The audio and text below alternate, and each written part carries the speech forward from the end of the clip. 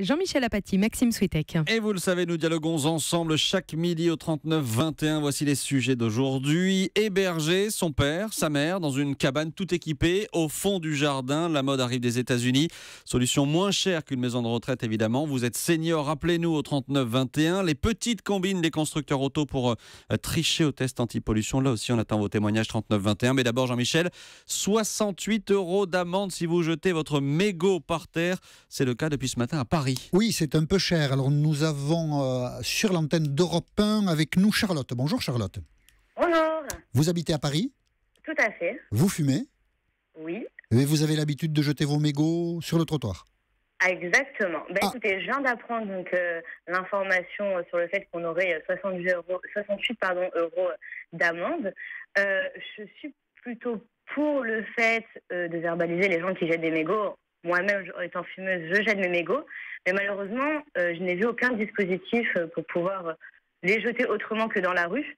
Et je ne me vois pas garder une heure ma cigarette à essayer de chercher une poubelle pour pouvoir la jeter. Oui, c'est un peu le problème. L'information est difficile à faire passer. La mairie de Paris l'a décidé. Il y a eu des articles là-dessus. Mais c'est vrai que s'approprier cette information est difficile. Et puis vous avez raison. Il faut qu'il y ait des dispositifs. Vous avez le droit de fumer dans la rue.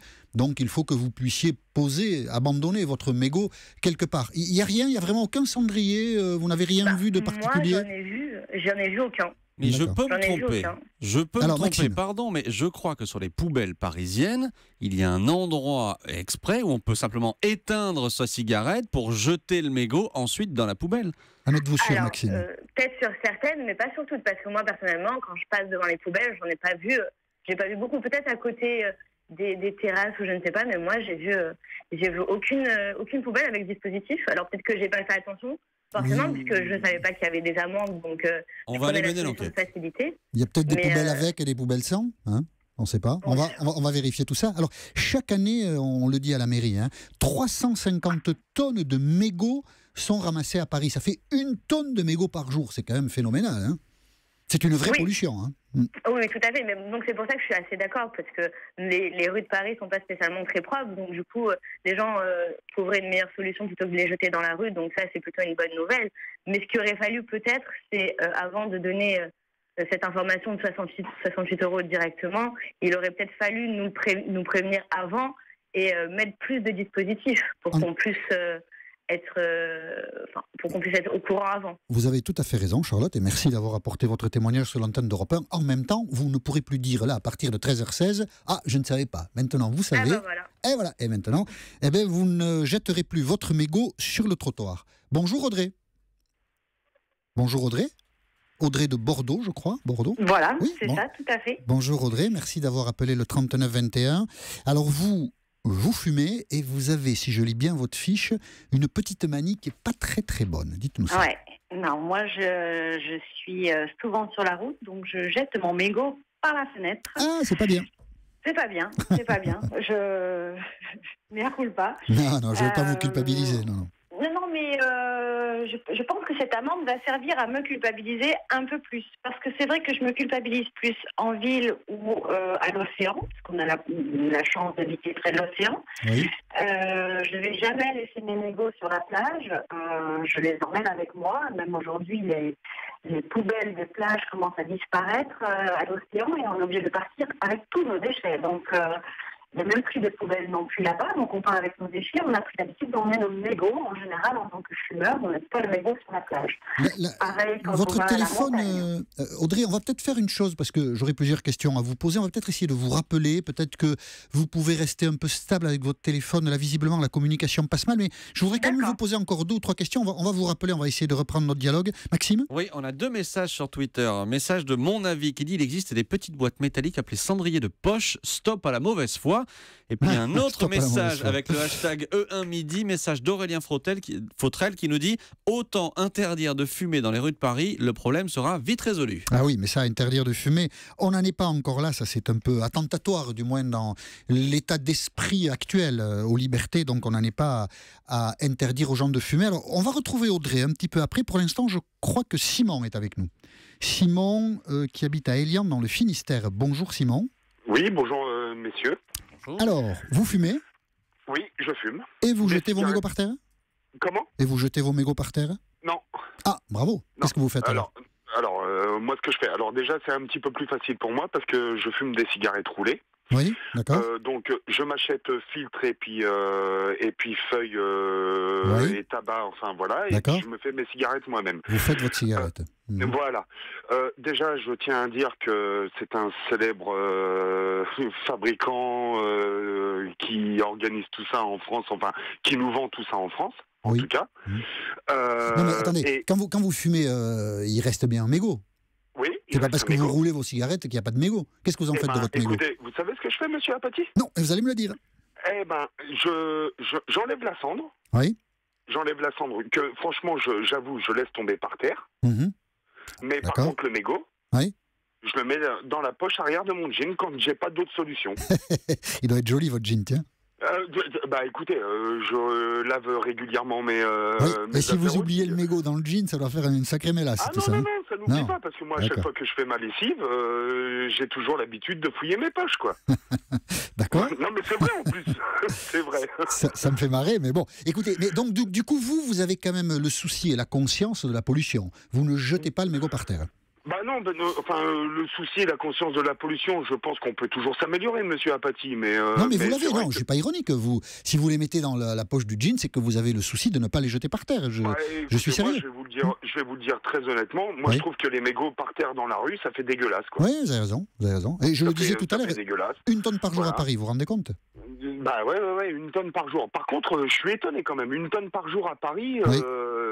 ça en fait du mégot quand même, hein. Oui, enfin, je sais pas, Et- moi, j'ai pas pesé, hein, c'est les services de la ville qui disent ça. hein. Non, mais je suis tout à fait d'accord.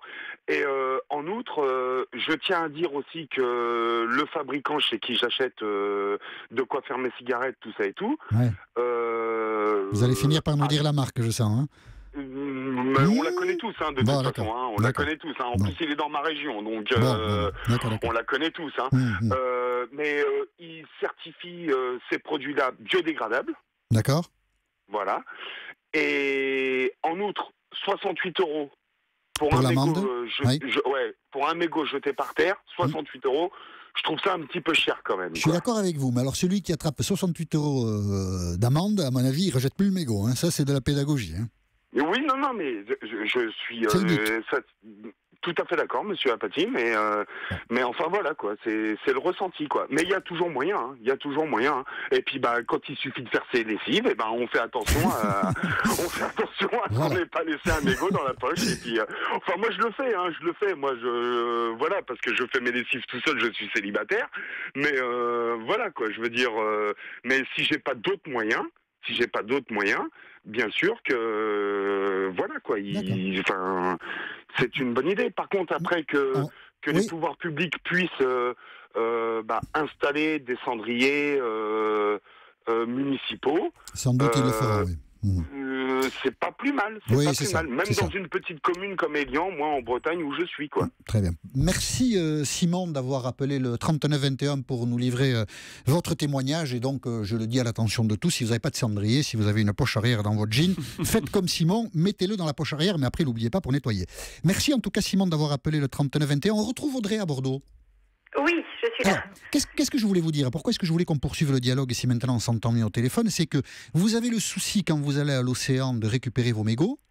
Oui. Et vous n'avez pas le souci de la pollution du mégot quand vous roulez en voiture, vous le jetez par la fenêtre. Pourquoi vous ne le mettez pas dans le cendrier de votre voiture, le mégot? Alors, parce qu'après, ça sent encore plus mauvais dans la voiture que ça ne sent habituellement. Et du coup, il vaut mieux le mettre dehors. Voilà, c'est ça. Ah, c'est pas bien ça. Hein. Non, c'est pas bien du tout. Mais bon, je vais y remédier. Oui, d'accord. De la même manière que quand je suis en ville, en général, j'évite de jeter le mégot par terre. J'enlève la cendre et je mets le mégot dans la poubelle. Ah oui, d'accord. Ah, quand même, vous avez ce souci-là aussi. Ça, d'accord. oui. D'accord. Ça oui, mais alors aller installer des petits, comme disaient les gens avant moi, installer des choses, de nouveaux des cendriers, cendriers etc. Je vois pas l'intérêt d'aller creuser la dette publique un peu plus. On le met dans une poubelle. Et il y a des poubelles quand même assez. On n'a pas besoin de le garder pendant 1 heure dans sa poche. Je pense qu'on peut très vite trouver un endroit où le jeter. Ça, si vous le prenez sous l'angle de la dette publique, on est à 2021 milliards, je crois, de dette publique, quelque chose comme ça dans le budget tel que l'a présenté le gouvernement. 2021 milliards, oui. Donc, si vous voulez, quelques cendriers dans la rue de Paris, ça ne leur dira pas beaucoup le déficit. Hein. Je vois pas l'utilité d'un cendrier. Il y a des poubelles Mais maintenant si avec des on- rebords en fer Ah sur oui, lesquels d'accord. on écrase et puis on jette Bon. son mégot dans la poubelle. D'accord. En tout cas, Voilà. Audrey, vous en prenez l'engagement solennel devant les auditeurs d'Europe 1. C'est Tout à fini fait. de jeter les mégots par la voiture. Tout à fait. Je m'engage. Bon, et je vous remercie de votre appel, Audrey. C'était très sympathique. Merci à vous. Au revoir. Philippe nous appelle d'Oyonnax. Oui, bonsoir. Bonjour Philippe, vous fumez? Oui, également, oui, j'en suis même un petit peu malade. J'ai fait beaucoup de problèmes de poumons et donc je suis assez mal passé pour parler du tabac, je devrais m'arrêter, mais je suis révolté par cette nouvelle évolution qui s'opère sur la région parisienne. Je veux dire, arrêtons d'attaquer les fumeurs. On paye un paquet 8,10 € de 25 cigarettes. On nous parle du confort du fumeur il y a 2 ans en nous mettant des photos sur les paquets alors que tous les gamins en achètent. Alors que finalement, autant mettre des photos de cul que des photos du reste. Oui, Et puis il arrive un c'est une moment... opinion, on va dire. C'est une opinion. Oui, Et c'est puis une opinion. il arrive un moment, je veux bien que l'État attaque tout le monde et prenne des soins sur tout le monde, mais j'ai été sergent-chef de chasseurs alpins et dans ma boîte d'alimentaire, j'avais une boîte d'alcool, enfin une bouteille d'alcool et un paquet de cigarettes. Alors je veux bien qu'il y a 30 ans tout ça soit autorisé et que maintenant tout soit interdit, mais je trouve ça un peu révoltant. Une tonne de mégots par jour à Paris, Philippe. Je C'est beaucoup, hein? sais que c'est énorme, je sais que c'est catastrophique. J'essaye, dans la mesure du possible, en tant que fumeur et trop fumeur, de l'éteindre dans un cendrier. Mais je rejoins une de vos auditrices précédentes Oui.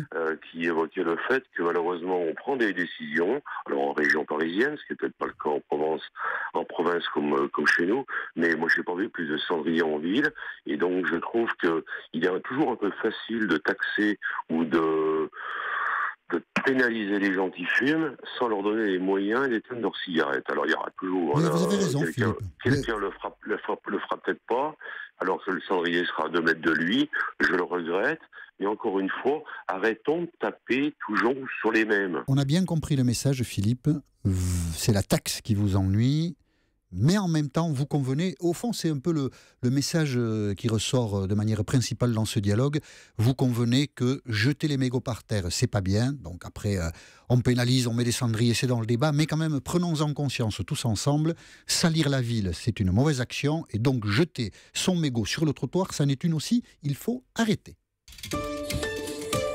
On poursuit dans un instant le dialogue sur Europe 1 avec vous au 39-21. On parlera notamment de ces petites cabanes tout équipées qui permettent d'héberger un senior au fond du jardin. La mode arrive des États-Unis, elle arrive en France. A tout de suite sur Europe 1. Il est 13h26. Jean-Michel Apathy, Maxime Switek sur Europe 1. Et dans un instant, au 39-21, nous parlerons avec vous de ces cottages, ces cabanes tout équipées qui servent à héberger votre père, votre mère. La mode arrive des États-Unis, c'est beaucoup moins cher que les maisons de retraite. Appelez-nous pour en parler, 39-21. Mais d'abord, Jean-Michel, les petites combines des constructeurs auto pour tricher au test anti-pollution. C'est une information et une enquête Europe 1. Alors les moteurs sont bridés, et donc ce qui ferait évidemment baisser la pollution, et ce qui serait une manière pour les constructeurs de minorer la pollution des voitures qu'ils fabriquent. Bonjour Antoine. Bonjour Jean-Michel. Vous nous appelez de Dijon, vous êtes gérant d'un centre de contrôle technique. Voilà, c'est ça exactement. Vous contrôlez, on est d'accord, les voitures à l'arrêt, donc souvent avec des moteurs qui ne donnent pas toute la puissance qu'ils pourraient donner, on est d'accord? Voilà, exactement. Donc du coup, nous, quand on contrôle les véhicules, nous on a remarqué, on a constaté même que du coup, les moteurs étaient bridés donc jusqu'à 2500, donc pas tout, pas D'accord. tous. Certains moteurs, oui, c'est ça. Voilà, certains moteurs et certains constructeurs. Et du coup, ça donne des mesures de pollution qui sont inférieures à la réalité. C'est-à-dire qu'à l'arrêt, le bridage est à 2500 tours minute pour le moteur. Et après, en circulation, s'il monte à 5000, il pollue évidemment beaucoup plus que quand vous l'avez contrôlé. Voilà, exactement. Parce que nous, étant donné que c'est à l'arrêt, donc si ça dépasse pas ça, mais l'utilisateur, quand il va aller sur la route, forcément qu'il peut dépasser les 2500 tours. Vous connaissez ça, enfin, vous vous êtes rendu compte de cela depuis longtemps, que les moteurs étaient bridés? Depuis tout le temps? En fait, pas tout le temps, parce que les véhicules, donc les véhicules neufs doivent passer au bout de 4 ans. Donc là, c'est tous les véhicules maintenant qui sont à partir de 2011. Oui. Donc oui, c'est à partir de 2009 jusqu'à 2011 à peu près, ouais.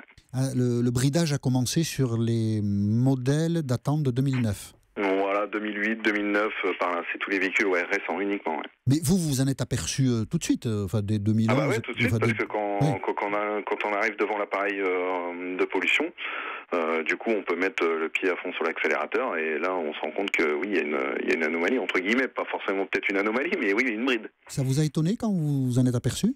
Ouais, les premières fois, oui. Après, on a vu que du coup, on a eu des informations qui sont descendues du TAC au TC, parce qu'on ne devait pas aller seul, que sur certains modèles, c'était normal. Des informations qui sont descendues de l'UTAC. Ah, de l'UTAC, pardon. Oui, de l'UTAC. Ouais.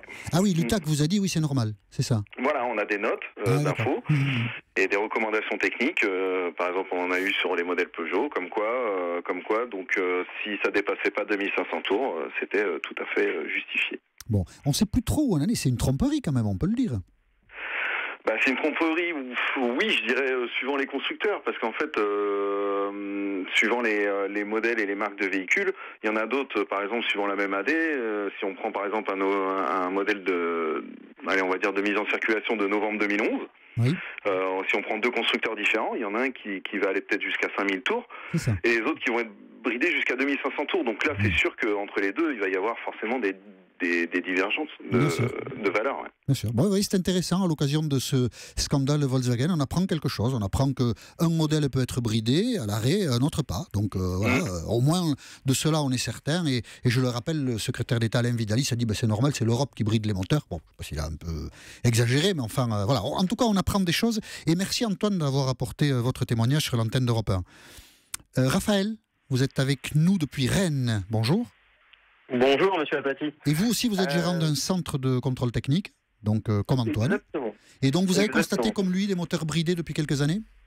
Ouais, voilà, donc on constate en contrôle technique que beaucoup de véhicules, principalement du groupe PAG, ont leur moteur bridé environ jusqu'à 2300-2500 tours minute, mais également les marques françaises sur certains modèles le sont aussi. Renault, Peugeot. Il y a plus Peugeot et Citroën, parce qu'on a même une recommandation technique de l'UTAC qui nous prévient que sur certains véhicules de chez Peugeot et Citroën, on peut être bridé à 2300-2500 tours minute. Donc du coup, dans ce cas-là, nous après on a un commentaire à mettre, mais sans que le véhicule soit forcément en contre-visite ou quoi que ce soit. Ça vous a étonné quand vous avez reçu ces spécifications de l'UTAC ? Vous vous êtes dit tiens, c'est quand même bizarre ou ça vous... Exactement. Oui, ça exactement. C'est vrai qu'on trouve ça plutôt surprenant parce que du coup, ça met une concurrence déloyale entre les constructeurs. Apparemment, il y a quand même certains constructeurs qui eux n'ont pas la possibilité de faire ça, donc de brider, et d'autres qui l'ont. Parce qu'a priori, Peugeot et Citroën ont le droit de brider leur moteur à 2500. Pourquoi pas tous ? Oui, c'est ça. C'est la question qu'on se pose un peu, oui. Exactement. Et puis, les contrôles pollution doivent être effectués normalement à 4000 tours minute, voire plus. Certains peuvent monter jusqu'à 5000, donc évidemment, on va pas avoir les mêmes résultats. Après, il faut aussi comprendre que les normes actuelles sont hyper contraignantes et qu'il est hyper difficile de les faire respecter. Le diesel, c'est un carburant qui est très polluant, ça polluera toujours beaucoup trop, et peu importe les normes, quoi. En tout cas, merci Raphaël d'avoir apporté votre témoignage sur l'antenne d'Europe 1. Comme Antoine, vous validez l'enquête d'Europe 1. Des constructeurs français, Renault, Peugeot, d'autres constructeurs sans doute, brident leur moteur et donc du coup ils minorent dans les mesures la pollution effective du véhicule qu'ils contrôlent. Donc voilà, on a appris ça aujourd'hui sur Europe 1 et vos témoignages nous ont confirmé les informations que nous vous donnons depuis ce matin. Merci à tous. Tous les jours, Jean-Michel Apathy et Maxime Switek vous écoutent. Vos témoignages, c'est au 39 21 50 centimes plus coût d'un appel. Dernier sujet avec Lise à Pontarlier. Bonjour Lise. Bonjour Jean-Michel, pardon. Vous avez 3 enfants. Oui. Dont vous dites qu'ils peuvent éventuellement dans un jardin, le moment venu, mettre un cottage, une petite maison, je ne sais pas comment il faut l'appeler, dont vous pourriez peut-être profiter. C'est une idée à laquelle vous pensez, Lise ? Oui, effectivement. Maintenant, il faut avoir de bons rapports avec... moi, j'ai 2 belles filles. Pour le moment, ça se passe bien. Mais qui vous dit que, vous savez, la vie aujourd'hui, elle est tumultueuse, pas facile. Et voilà, autrement, moi, je serais OK. Mais sur le fond, vous vous dites qu'il vaut mieux être proche de mes enfants, dans peut-être une habitation qui est un peu réduite, plutôt que éloigné d'eux dans une maison de retraite. Oui, la maison de retraite, je suis pas pour. J'avais vu les Baba Yaga, ça se devait être à Nantes. Alors c'est tous des gens entre eux, puis une copropriété qu'ils ont dû acheter. C'était génial. Maintenant, ça c'est une autre solution. Ça c'est une autre solution. Il faut avoir des amis, des gens avec qui on s'entend bien pour faire ça. Tout effectivement. à fait. Voilà. Oui. Bon, moi je pense que c'est valable cette proposition. Nous ne vivons pas comme des Américains, mais néanmoins, je pense que c'est très valable. Oui. D'accord. Donc, cette information que nous vous donnions sur Europe 1 vous intéresse, vous pouvez y réfléchir. Merci Lise d'avoir apporté votre témoignage sur ce sujet. Je remercie tous les auditeurs qui ont participé à cette émission. Nous étions heureux de vous entendre sur l'antenne d'Europe 1 et nous recommençons demain à 13h10, composé pour cela le 39 21.